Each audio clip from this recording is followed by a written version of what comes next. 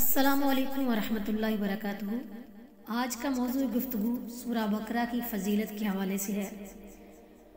इस मुबारक सूरत की बड़ी फ़जीलत है। रसूलुल्लाह सल्लल्लाहु अलैहि वसल्लम फरमाते हैं, इक़राउ सूरतुल बक़रता फ़इन्ना अख़दहा बरकतुन व तरकहा हसरतुन वला यस्ततीउहा बातिला। सूरह बकरा पढ़ा करो, उसका लेना बरकत है और छोड़ना हसरत है। जादूगर इसकी ताकत नहीं रखते।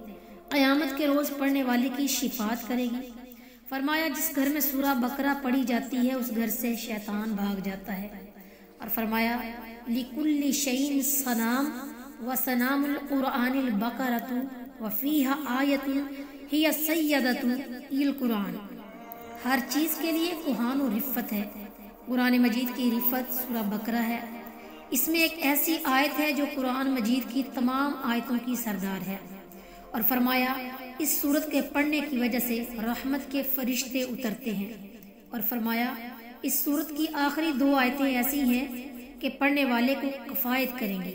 इसी सूरह बकरा में आयतुल कुर्सी आ रही है। इस मुकद्दस आयत की बड़ी बुजुर्गी है। कुरान मजीद की आयतों में सबसे बड़ी अजीम आयत है। सोते वक्त इसके पढ़ने से रात भर शैतान करीब नहीं आ सकता। अल्लाह की तरफ से निगहबानी होती है। हर नमाज के बाद पढ़ने वाला जन्नत में दाखिल होगा। इस आयत में इसमें आज़म अल हय्युल क़य्यूम है और 50 कलमे हैं और हर कलमे में 50 बरकतें हैं। इसके पढ़ने से रंजो गम दूर हो जाता है। रोज़ी में कशाइश होती है। घर से निकलते वक्त पढ़ने से मकसद में कामयाबी होती है। शैतान हट जाते हैं और हर आफत व बला से बंदा महफूज रहता है। जहात सित्ता और दाखिले जौफ में पढ़ने से एक मजबूत किला हिफाजत के लिए हो जाता है। कोई चोर डाकू दाखिल नहीं हो सकता। अब बात करते हैं सूरह बकरा की आखिरी दो आयत के बारे में। ये सूरह बकरा की आखिरी आयतें हैं। जिस घर में रोज़ाना मतवातर ये आयतें पढ़ी जाएंगी उस घर में शैतान नहीं आएगा।